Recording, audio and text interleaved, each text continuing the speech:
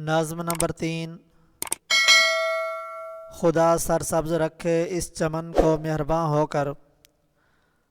حسب سابق نظم کا حوالہ اور شاعر کا نام لازمی لکھیں۔ اس کے بعد آپ نے خلاصہ لکھنا ہے۔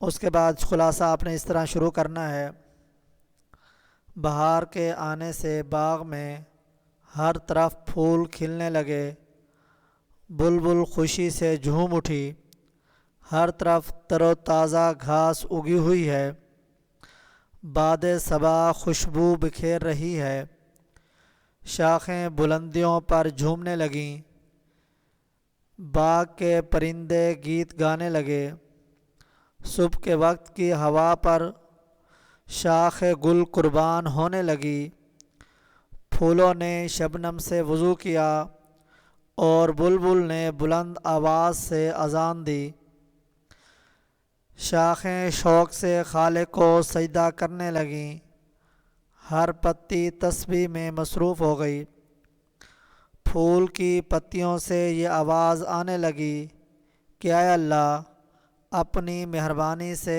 اس چمن کو سرسبز و شاداب رکھ۔